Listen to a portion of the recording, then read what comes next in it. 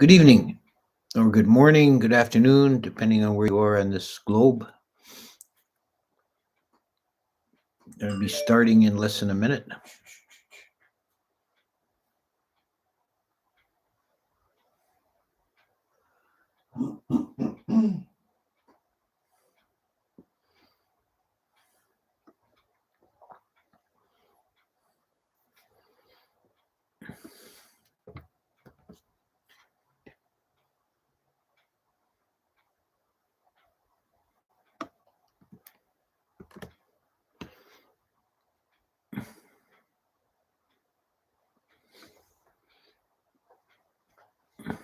Okay. Namo tassa bhagavato arahato samma sambuddhassa. Namo tassa bhagavato arahato samma sambuddhassa. Namo tassa bhagavato arahato samma sambuddhassa. Okay, so this evening I thought I'd say a few words on the role of thinking or thought.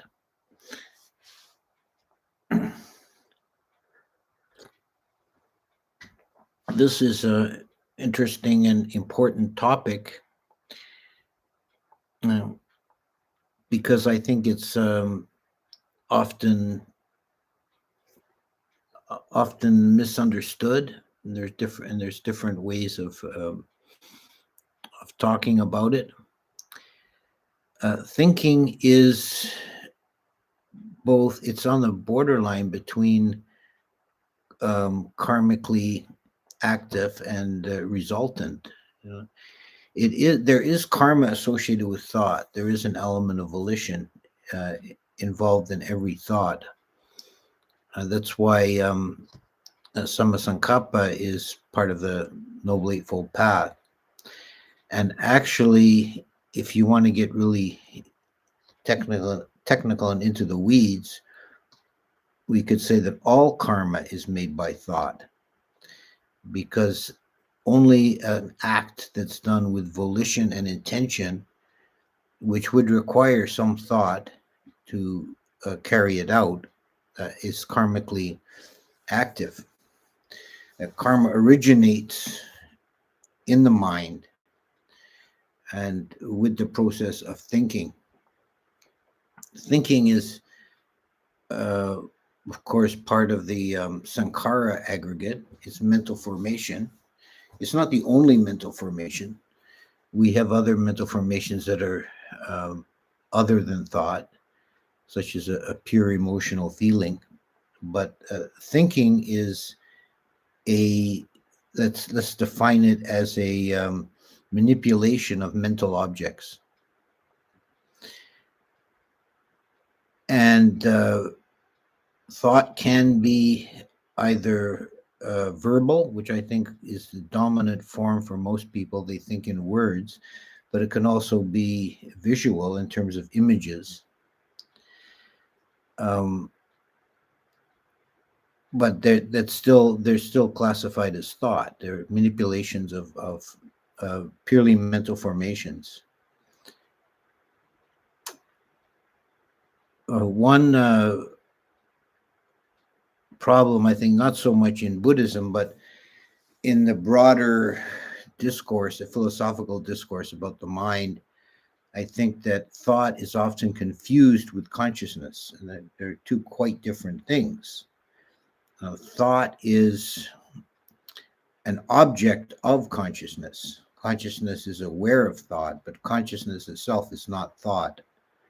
Uh, so we have uh, this very clear distinction between the subjective aspect of mind and the objective aspect of mind. I think in the Western philosophical discourse, this has sometimes been confused.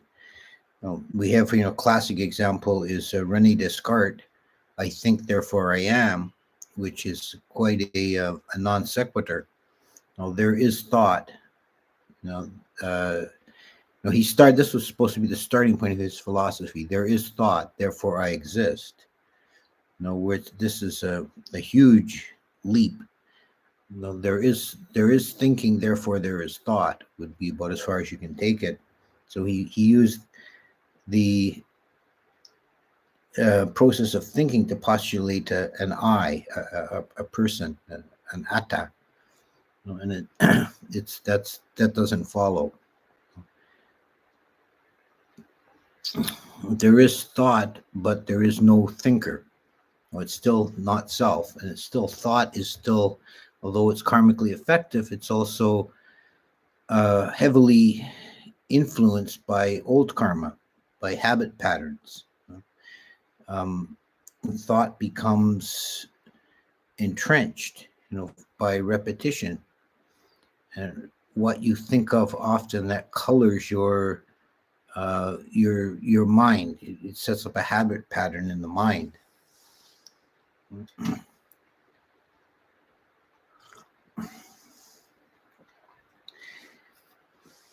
And we know that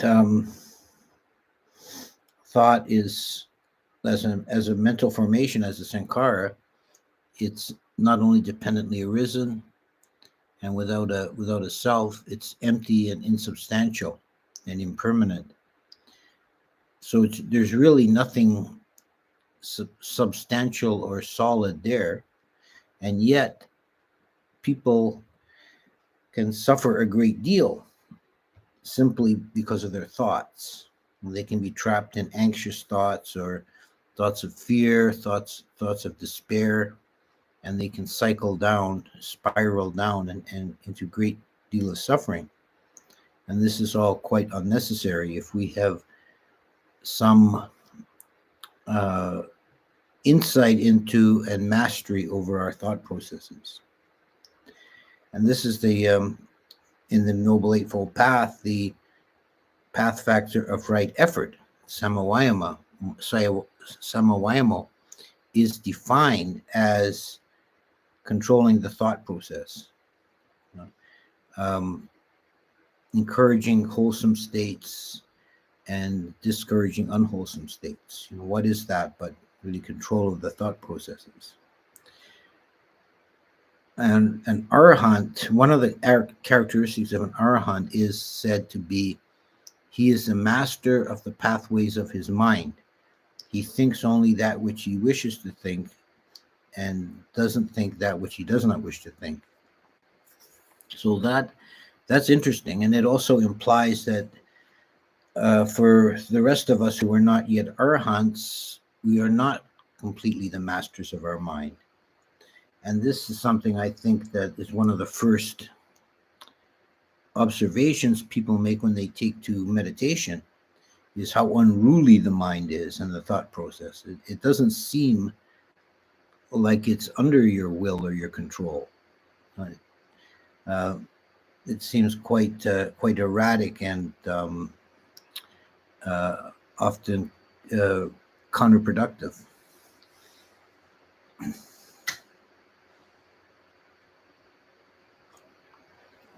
And yet we can learn to control our thoughts. Thought is not in itself something that's negative. We need thought. We use thought all the time in productive and wholesome ways. Any mundane task you undertake, you have to apply thought to do it properly, to think through the steps of the procedure and so on. And we use thought to try and, on a higher level, we use thought to try and understand the teachings of the Dhamma.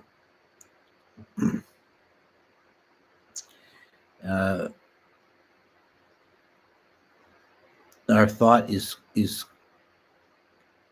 colored, though, by old habits, and this is where the seeming lack of control comes in, because we fall into habit patterns based on memory and so forth that cause our thoughts to run amok. But there's still underneath that, there's still some element of volition, and we can learn to control that and to quiet the mind and to have peace from the thinking process at times. This is in samadhi meditation. We gain quiescence of mind, and the thinking process diminishes, and in second jhana, it ceases altogether. In Vipassana practice, if you're observing the workings of the mind on a minute level, it actually can be observed that there is an element of volition behind thought. Because the mind can become very quiet, and you can feel the mind kind of gathering together to produce a thought. And there's as yet no content to the thought. It's just an empty shell. It's just a potential thought. It's not a thought yet about anything in particular. And this is the operation of volition. Volition is like pulling this thought out of the emptiness. And if that's noticed clearly, that can just be stopped at that stage, and no thought arises. And the mind can be very quiet for a long time with just these occasional little bubbles of intention coming up. So in these different kinds of meditation, we can gain some freedom from thought and observe the mind as it is in its natural state, without thought, behind thought, or in between thought. And it becomes obvious that consciousness is quite separate from thought, because consciousness continues to function even when thought is quiet and there's no thought.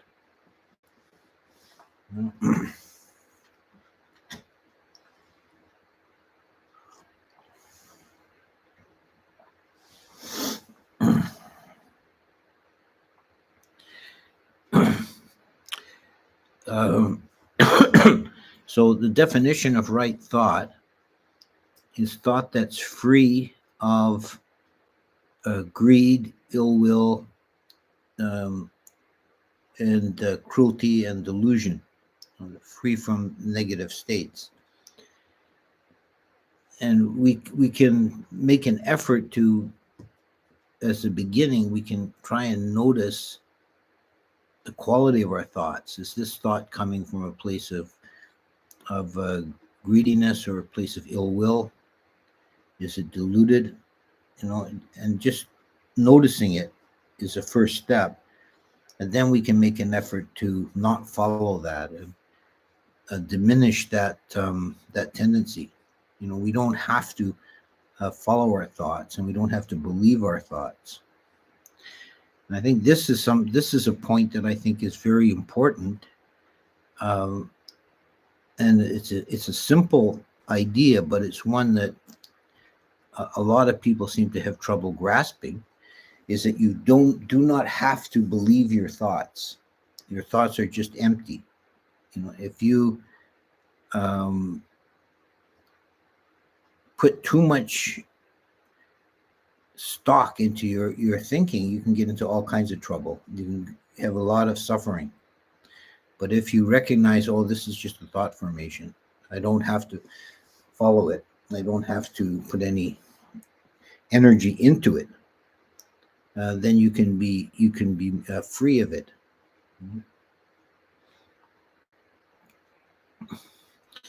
Coming to see your thoughts as empty and insubstantial is a very important insight and very liberating.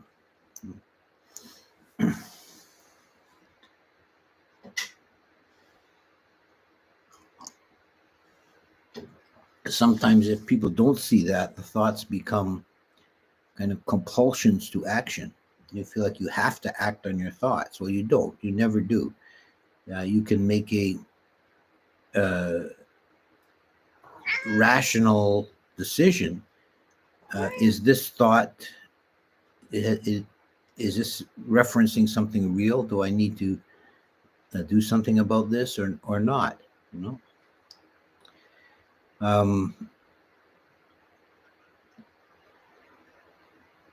We don't have to follow every prompting that appears in our mind.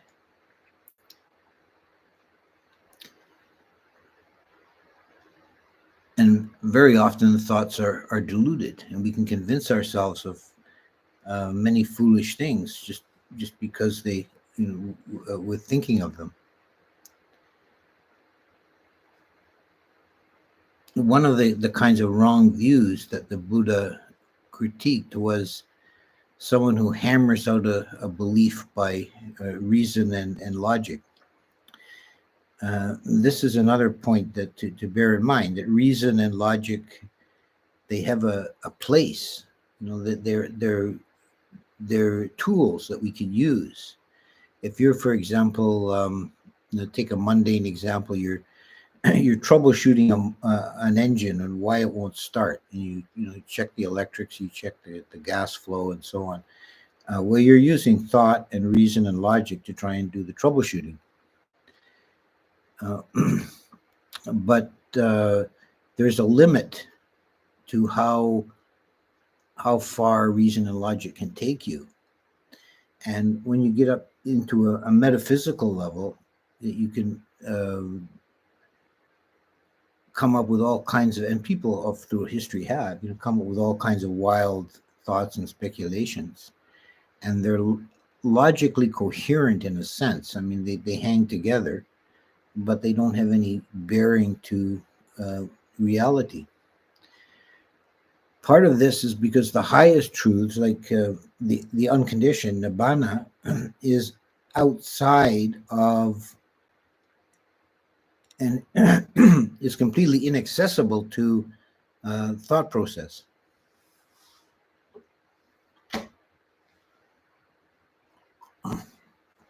Because thought, as a sankhara, can only manipulate other sankharas. It can only operate within the boundaries of the conditioned world, and not it can't reach outside of that. And it can only operate algorithmically within that framework. It can't step outside of its own box and realize anything or understand anything outside of that. So this is made pretty explicit by the Buddha when he was speaking to a samana who wanted to know whether the Tathagata exists after death or not.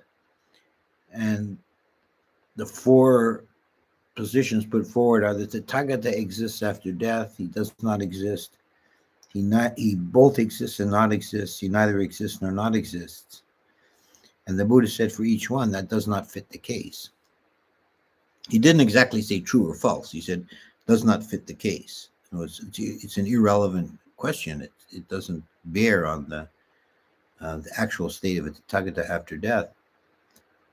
And the context of this is that these four positions are called the tetralemma of Indian logic. They're the four poles of Indian logic. So it's a formal logic system. It's somewhat different than the Western logic derived from the Greeks. And by denying these four poles, the Buddha was saying, well, you can't approach this question logically. You can't encompass it with words. You can't define it that way. It's beyond the reach of thought. So there is a limit to thought. It has its place and its role within its own sphere, but it can't step outside of that sphere.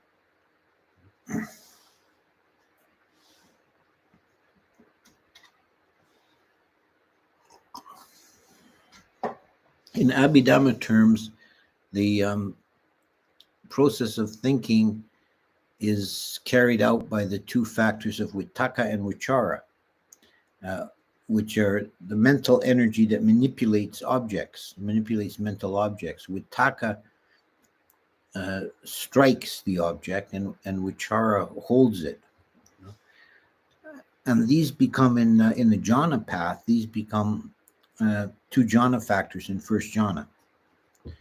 And the object being manipulated there is not sankharas created by the mind that we call thought, but the nimitta of the meditation, the breath or kasina, etc. So in second jhana, vitakka vichara cease to be, so there's no thought in second jhana. We've transcended the level of thought. So thought has a sphere. It's not only limited by its inability to approach the unconditioned, it cannot reach higher than the first jhana. So there's whole realms of experience that are not accessible to thought, that are beyond thought. So as a initial approach, it's very useful to learn to experience the mind without thought. And if your mind is very busy when you're trying to meditate, there's lots of thought going on. We shouldn't try and stifle the thought. That's not very effective. You can't really just push it down, turn it off. But if you don't follow the thoughts, if you let them just fade away into the background, then they'll become quiescent. The only reason they persist is if you're feeding them energy. You're taking an interest in them. This is a train of thought worth following, and you just go down that rabbit hole following this train of thought. Well, so don't learn the art of non-attention as well as attention. You don't take an interest in the thought process. You recognize thinking and let it go. Don't follow it or be with it. And especially don't identify with it. Don't regard it as anything important. If you're trying to quiet the mind, there's no such thing as an important thought that needs to be followed. It's all just noise. Just let it be. Another technique that can be useful from time to time is if you find yourself completely wandered off in your meditation and you're following some train of thought, you've gone way out in left field, and you suddenly bring yourself together. Oh, what am I doing with this thing? It can occasionally be useful to try and retroactively trace back. I was thinking about this. Why? Well, before that, I was thinking about this other thing, and that led into it. And try and trace it back to find where you first went off track. It's an interesting exercise. It can help you to quiet your mind by learning to see the process. And what you'll probably find is that in the majority of cases, the initial going off from the meditation was an external stimulus, like a sound or a smell. And that caused you, through some association, to have a thought, and then you follow that thought through association, and it carries on a chain until you're completely lost and you don't know how you got there.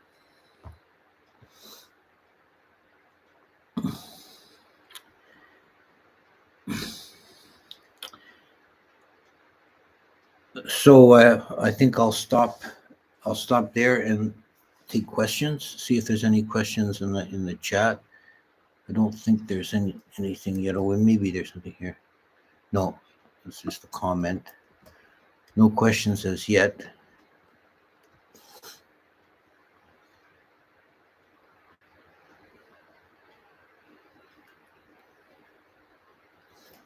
Let's see. Can you explain papancha as being the first step of dependent origination in some lists rather than avidya, and how is it related to thought? Also, why is nibbana called nipapancha? Well, nibbana is called nipapancha because it's without papancha. Papancha is proliferation. It's the thought process that runs off, like I refer to it as following down the rabbit hole. One thought leads to another, and you build structures in the mind. That's papancha, and that could be seen as a beginning for the whole process of becoming and coming into existence. We kind of begin by spinning castles in the sky, right? And then we end up living in them. You think that dreams are like visual, audio, tactile, more intense, random thoughts? I asked it because if dreams are as insubstantial as thoughts, and we just ignore some random nightmares we have. Yes, about dreams. Dreams is an interesting topic. Yeah, there is an element, of course, of thought involved in dreams, but I think uh, is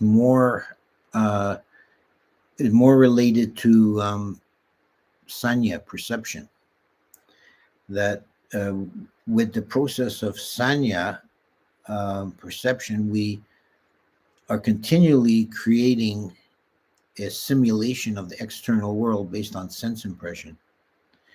Uh, so we actually, the world we experience is actually generated within our own mind, but it's based on an external world that we get signals from, a limited range of signals. We should always stress.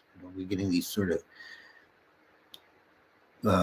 limited information about the outside world through our five senses, and then the mind decodes them, and that's perception. But when we're dreaming, we don't have we're not getting that information from the outside world.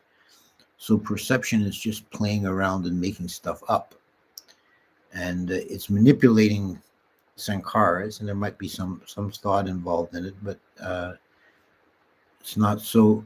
I don't think that's as important as sanya here. And as for the importance of dreams, there is a short sutta where the Buddha talked about different kinds of dreams, and he said that some dreams are visions of the future, some are visions of the past, meaning past lives, some are messages from the devas, and some are just wind in the belly. And I think we can take it that the majority of dreams are just wind in the belly. It's just mental noise, and there's no great significance to them. If you're plagued by nightmares, you should do more metta meditation. That'll, particularly in the evening before going to bed. And one of the benefits of metta is he dreams no evil dreams. What country are you in, sir? I am in Canada, in Northern Ontario. Can you comment on the difference between thought, logic, and emotion? Well, thought, we've already defined at some length. Logic I would say, is a particular kind of thinking. It's like a formal thinking according to formal rules to manipulate, to try and arrive at some decision, manipulating things according to some formal rules. And there's different systems of logic. An emotion is a feeling tone. It's nothing. It's not really thinking. It's an emotional state is a reaction on a more primal level to phenomena. As Vedana is the root of emotion.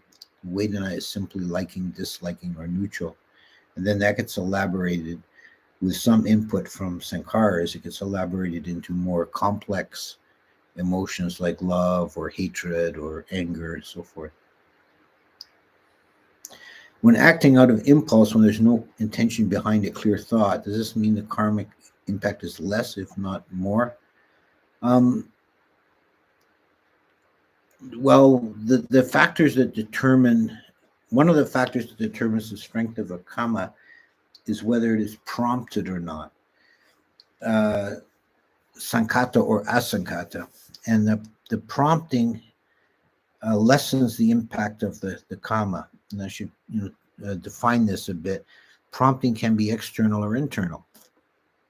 So an external prompting is if someone talks you into it, go ahead, do it. Someone kind of nags you into doing it. Then that lessens the impact of your karma because there's less free will or volition on your part. And this would also be likewise with an internal prompting. If you feel, if the thinking process is sort of driving it strongly, you're thinking about it a lot before you do it. That's a kind of prompting. So an impulsive action, the intention is spontaneous. It's unprompted, so it's stronger. So there's more karma associated to a fully impulsive act. Are thoughts related to anxiety associated with chronic illness and death from it insubstantial? How to address these at the same time they help reflect on Maranasati? Well, illness and death is something we're all going to experience. It's a natural thing. It's part. It's a inevitable part of being embodied in samsara at this level. We're going to experience illness and death. But thinking about it and being worried and concerned about it is not helpful. It doesn't address anything. It just causes suffering. One should be at peace with the fact that you're going to die. That's Maranasati. And the only thinking about chronic illness is, if that's useful is if you're, contemplating different treatments or preventions, and in a rational way. But if you're driven by fear and anxiety, then you just that actually can cause illness. So I would try and not to get caught in that.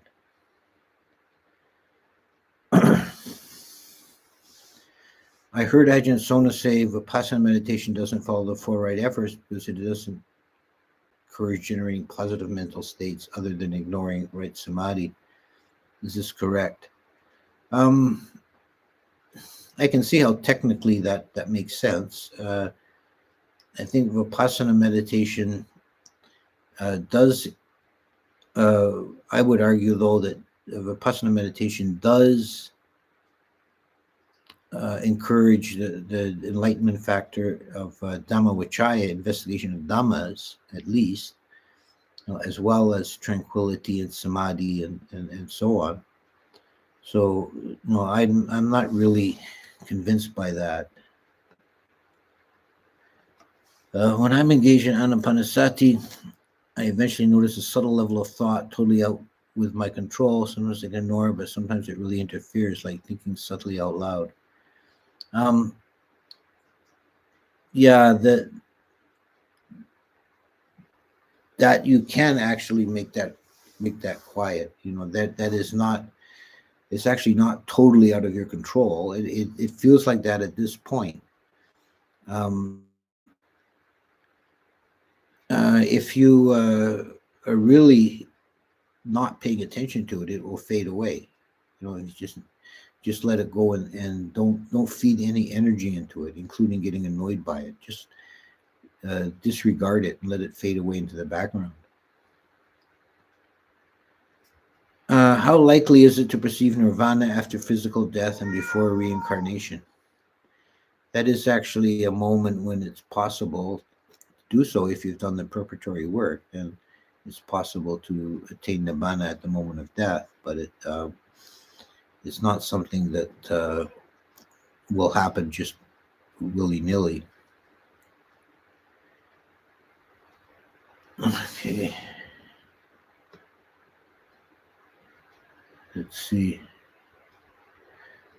Okay. Sorry, chat jumped around here. I'm trying to. Okay. Can you explain the difference between something that exists, doesn't exist, both exist, doesn't exist, and neither exists or not? Maybe give some examples of each where it does apply. Okay, these are the four positions of Indian logic. Something either exists or doesn't, or both, or neither. So something that exists is obvious. It's like a rock in the field that exists. You can see it, you can touch it, right? Doesn't exist would be the classic examples given are things like a flower in the sky or horns of a hare. Something totally imaginary. Both exists and doesn't exist would be something that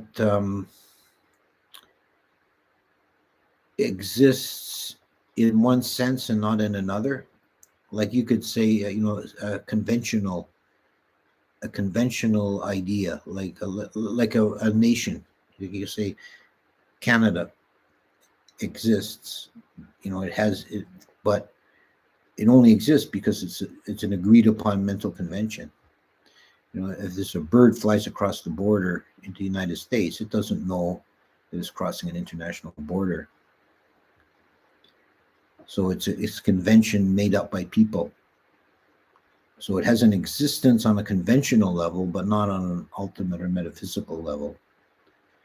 And something that neither exists nor not exists, that's a tricky one. But an example I came up with for that would be something like a unicorn, because it doesn't exist in any kind of reality whatsoever.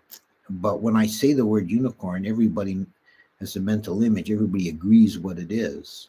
So it exists as a purely imaginary idea that's widely held, that had widely recognized. Okay, when I meditate, I start to see like a dream, images and stories, inventing stuff. What can I do about that? I always come back to the breath, but I last too little before dreaming again. Okay, your problem is you're getting interested in that stuff. You'll get caught in there for a long time if you take an interest. And don't try to look for hidden meanings or see it as something important. It's just mental noise. It's nimittas arising in the mind. Just disregard them, and you will eventually, get through that. But if you've been playing with it for a long time, you set yourself up a difficulty that'll take a bit of work to get through. Just disregard them. See them as empty. Even just tell yourself that this is nothing. This is empty. In Four Noble Truths, it says craving is the ultimate cause of suffering, but in dependent origination, it says ignorance is the root defilement.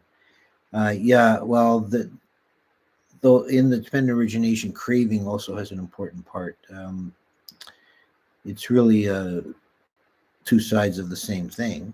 If you fall into craving because you're ignorant, and the craving makes you ignorant. So they're really two sides of the same coin, and it's just how you want to look at it, what angle you're looking at the question.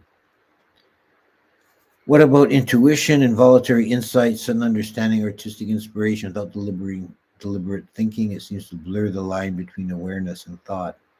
Yeah, there are those kind of things, and I would say that they are like intuition or artistic inspiration. I would say that, to my way of thinking, that I would call them a special category of thinking. If you want to get kind of biological about it, it's left brain and right brain thinking. That there's a way of thinking that is native to the right hemisphere of the brain. It's just you think of it as a different operating system, that they're handling this in cars in a different way, and they each have their strengths and their weaknesses. There's a really good book I could recommend to people who want to learn about left brain and right brain and the latest thinking in that regard. It's called Master and Emissary. I forget the name of the author right now, but you could find it through that title. Okay, next question. I have a strong sense of Vibhava Tanha and act like a vegetable in front of YouTube, sleep a lot, etc. I've seen so many people die horribly. I don't want to be in reality anymore. What can I do? Now, Vibhava Tanha is just as bad as Bhavatana. And, if you follow that path, you'll end up you won't escape from dying and being reborn, but you'll be reborn in a lower condition. What you need to do is I think the best thing would be to be more active and more engaged in the actual world, rather than sleeping or just vegging out on television or YouTube. How do you separate between perception and mental formations? Well, perception is quite different than mental formations. There's no volitional activity involved in perception. It's we'd say kind of an unconscious process that perceives the so-called reality of the world. There's a analogy given in the Surimaga that I think is quite neat. It's between expressing the different stages in processing an object with the mind. Um, Beginning with the sense impression, which is separate from perception, then perception, and then mental formations. It's somebody finds a coin on the ground. A very young child picks up the coin, and this is sense impression. He just sees a shiny, bright object. Um, he recognized a round, shiny object. An ordinary adult picks up the coin and he says, "Oh, I found a kahapana piece. I can go to the store."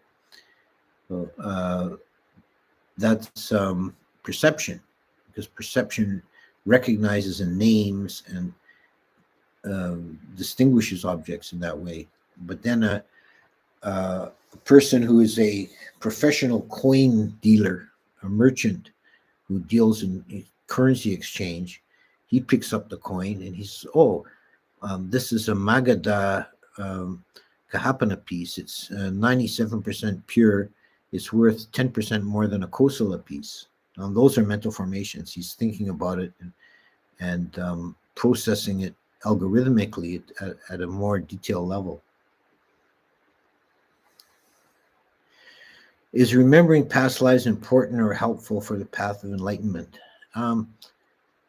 I would say that it has some value, but it can be overrated. It's not something you should probably spend a lot of effort to try and uncover. But if insights from past lives come forward, they can clarify things for you.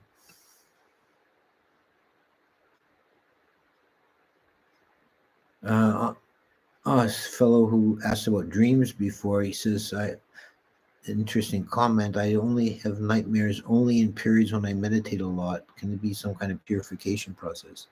It could be. Sometimes there's old content, meaning from past lives, that will present itself when you're ready to face it. And until you're ready to face it, it remains buried, and then it can come forward in the form of a dream or a nightmare, and it's not necessarily a literal representation of the past, but the same kind of situations and bring up the same kind of feelings.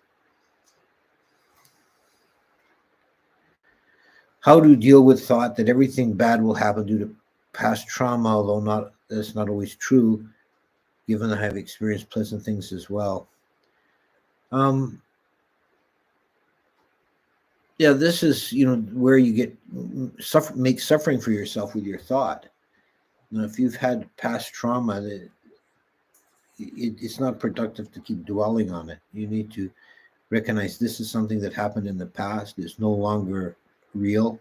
It was real at that time, but now it's not, and I don't have to deal with it now. I can just let it go.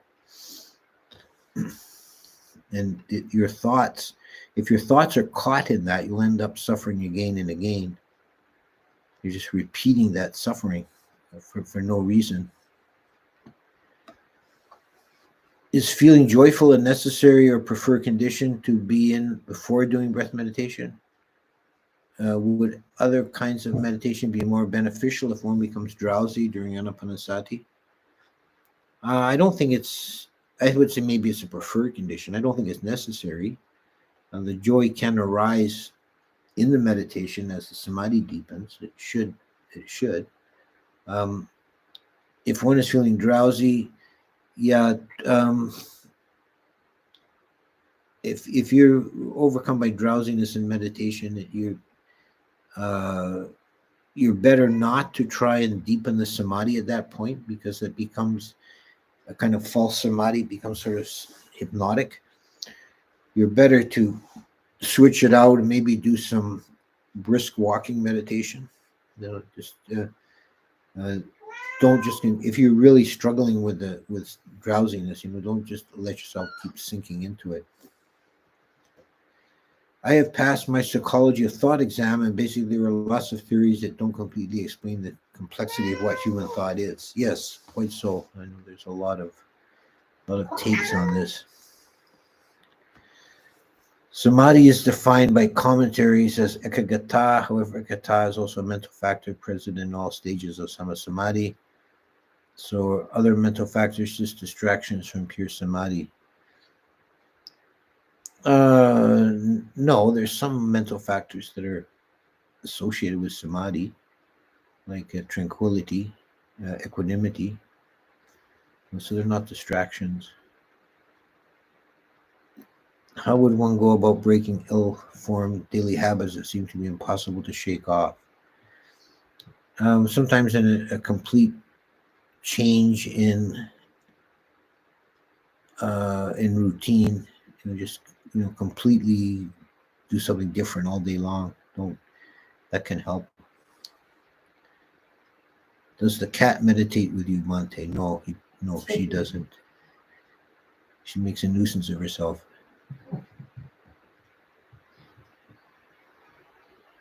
Okay. So take a few more. There's a lot of questions left. I'm not going to be able to take them all.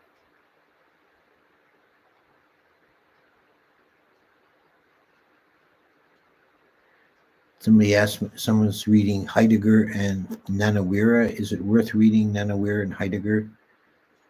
I have read Nanawira. I will confess that I've not read Heidegger. I'm pretty uneducated in Western philosophy. I haven't studied Heidegger at all. Nanawira was quite interesting. I think you can get a lot out of his work.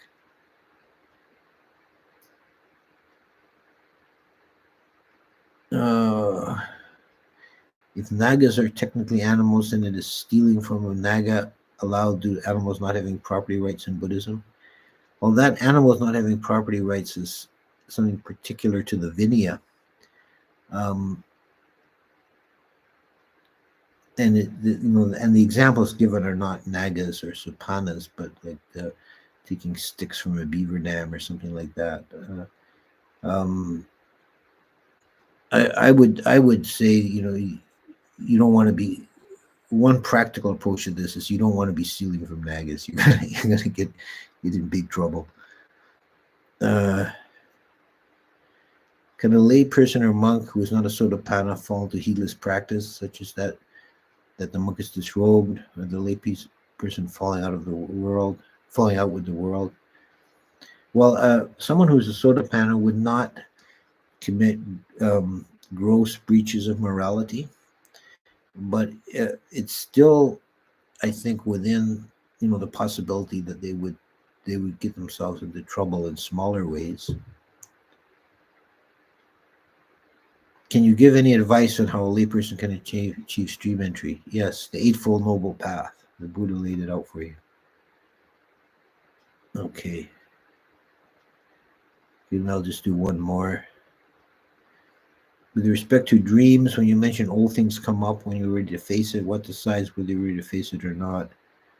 I think there's some kind of, I'm just kind of speculating here, but I think there is some kind of built-in, we might say, filter mechanism in the mind that if you're not ready to face something, it won't allow itself to see that.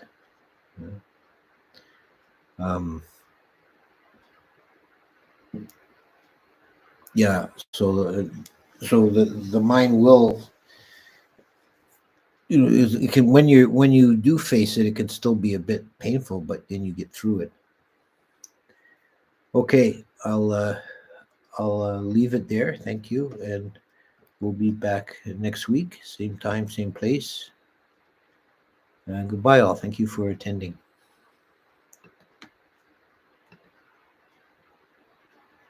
It was Ian McGilchrist. Ian McGilchrist, yeah. Yeah, and there is lots of video.